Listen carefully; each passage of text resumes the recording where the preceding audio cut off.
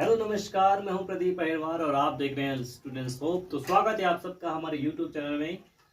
तो स्टूडेंट्स, आज का हमारा टॉपिक है गति के तीन समीकरण, 3 इक्वेशंस ऑफ मोशन, जिनके जनकदाता जो हैं आइजैक न्यूटन साहब हैं।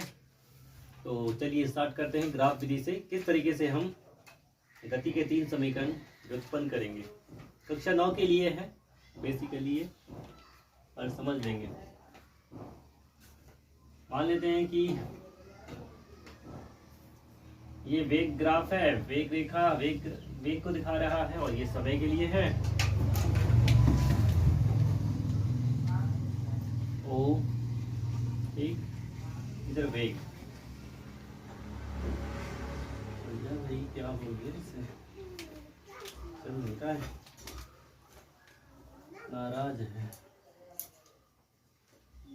वेग और इधर समय।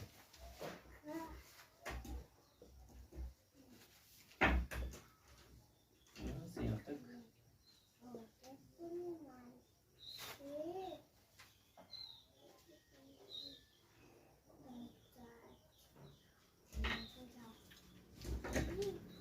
सीधी है।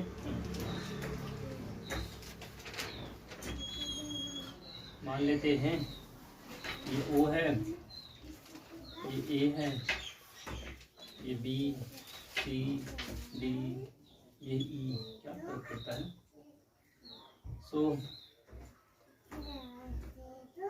मैं पहले ग्राफ बना देता हूँ। ये रहा आपका ग्राफ। इस तरफ को है वेग, ये वेग है,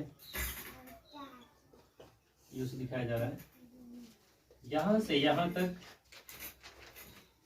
u, और ये यहाँ से लेकर सिर्फ यहाँ तक देखेंगे तो ये 80, ठीक है, और यहाँ से यहाँ तक वो v।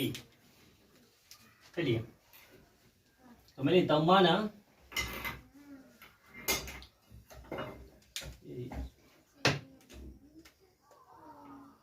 वस्तु का प्रारंभिक वेग u है। ये वस्तु है जो प्रारंभ में u वेग से गतिमान है तथा t समय बाद v वेग, माना वस्तु का प्रारंभिक वेग u है तथा t समय बाद वेग v प्राप्त कर लेती है। ठीक है, तो पहला समीकरण लिखेंगे हम लोग, फर्स्ट नंबर 1, प्रथम समीकरण। प्रथम समीकरण में देखो क्या होगा बच्चों, नॉर्मल लिख देना, माना वस्तु का प्रारंभिक वेग u है तथा t समय बाद वह v वेग प्राप्त कर लेती है। ठीक है, प्रथम समीकरण ऐसे के लिख देंगे, फिर बोलेंगे वस्तु का त्वरण। ठीक है, तो वस्तु का जो त्वरण है वह है वेग समय रेखा, वेग समय रेखा की ढाल।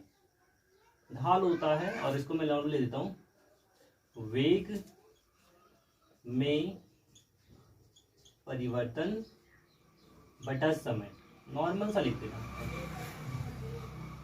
अब वेग में परिवर्तन क्या हुआ, पहले तो भैया वेग उसका v था, प्रारंभिक वेग क्या था v, और t समय के बाद क्या हो जाएगा u। तो वेग में परिवर्तन आप लिख देंगे v, अंतिम वेग क्या हुआ, अंतिम वेग v था और प्रारंभिक वेग u था, तो v माइनस u, और समय क्या है t, और त्वरण किससे दिखाते हैं a से, ये t इधर मल्टीप्लाई कर लेगा, at हो जाएगा, यहाँ v माइनस u लिखा जाएगा, ये लिख दिया हमने। इस v को उठाओ इधर ले आओ, ऐसे लिख सकते हैं v equal to u plus at। यही तो गति का प्रथम समीकरण है, v बराबर u प्लस at। बहुत आसान है, वेग समय रेखा की ढाल बोलेंगे, स्लोप है ना, ये ढाल, यही तो इसका त्वरण होगा। अब वो त्वरण ढाल कैसे निकालेंगे हम, ढाल निकालना है तो क्या करेंगे, वेग में परिवर्तन। वेग में परिवर्तन कितना होगा, अंतिम वेग माइनस प्रारंभिक वेग, तो अंतिम वेग को v बोलेंगे और प्रारंभिक वेग को u कहेंगे। समय t है। अब मैंने t को इधर मल्टीप्लाई कर दिया, इधर लेके आए, क्रॉस मल्टीप्लिकेशन हो जाएगा ना।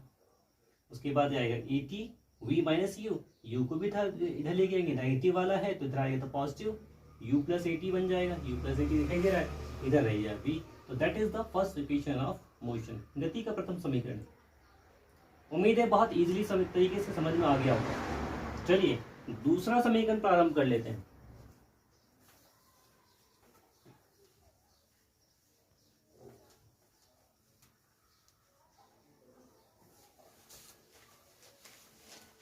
गति का दूसरा समीकरण देखिए, अब बहुत इजी है, बिल्कुल इजी है। गति का दूसरा समीकरण, ठीक है। तो देखो बच्चों, वस्तु द्वारा स्मॉल टी समय में चली गई दूरी, स्मॉल टी समय वस्तु कितनी दूरी तय करेगा, तो उसको हम स्मॉल एस लिख देते हैं। वो क्या होगा, देखो ये जो दूरी तय करी है उसने, वो क्या होगा, त्रिभुज AD से घिरा क्षेत्रफल प्लस, ये आपको आयत लग रहा होगा या मैं चतुर्भुज देता हूं, चतुर्भुज ACBO से घिरा क्षेत्रफल।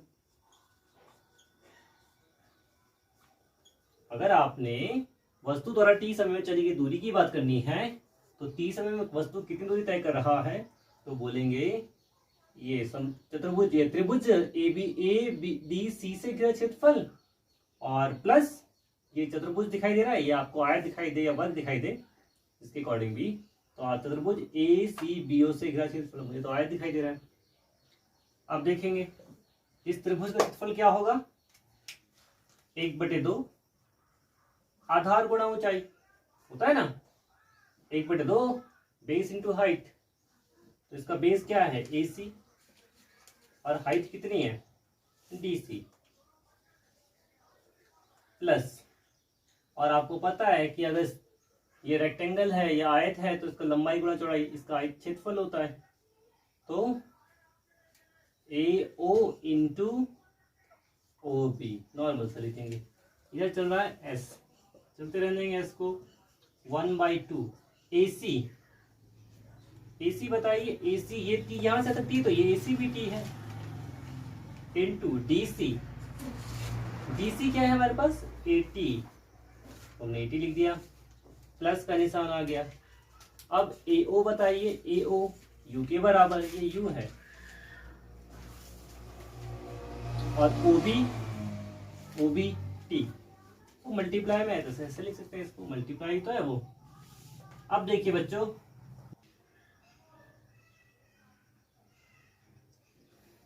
तो इसको अब सॉल्व कर लेते हैं। 1/2 ये T है, T into 2 that is T² और A, तो half AT² plus UT as it is आ गया। S is equal to 1/2 AT² plus UT। ये आपके पास गति का दूसरा समीकरण आ गया। इस तरीके से हमारे पास दोनों समीकरण आ गए। अब तीसरा समीकरण देख लेते हैं, वो भी बहुत आसान है बच्चों। वो देखिए, मैं इसका सदुपयोग कर लेता हूँ, आप लोग पूरा मिटा लेना, मैं यहाँ तक मिटा रहा हूँ इसको, ठीक है। दूसरे को क्या कर देंगे, ये लो तीसरा, और यहाँ 2 था तो यहाँ 3। गति का तीसरा समीकरण, वस्तु द्वारा t समय में चली गई दूरी, तो आपको बताना है समलंब चतुर्भुज ADBO से घिरा क्षेत्रफल। आपको पता होना चाहिए समलंब चतुर्भुज ADBO का क्षेत्रफल क्या होता है। तो समांतर भुजा 1/2 समांतर भुजाओं का योग गुणा गया ऊंचाई। तो समांतर भुजाएं कौन सी हैं, एक तो AO है और एक है BD। तो मैं इनको लिख देता हूं, BD प्लस AO ये समांतर भुजाएं हैं, गुणा गया ऊंचाई। अब ऊंचाई कितनी है बताइए, यही तो ऊंचाई है AC, ये ऊंचाई है इनके बीच की दूरी। तो BD की वैल्यू कितनी है बच्चों, BD की वैल्यू बताइए, BD U प्लस AT, पूरा देखेंगे ना ये, अगर यहाँ से U प्लस AT वो V के बराबर होता है, तो मैं डायरेक्ट V ले देता हूँ तो बेटर रहेगा आपके लिए। चलिए V प्लस AO आपके पास U है, AC की वैल्यू बताइए, AC T है, ठीक है। आपके पास जो वैल्यू आ रही है वो S equal to 1/2 V plus U into T। अब हम क्या करेंगे, गति के प्रथम समीकरण से,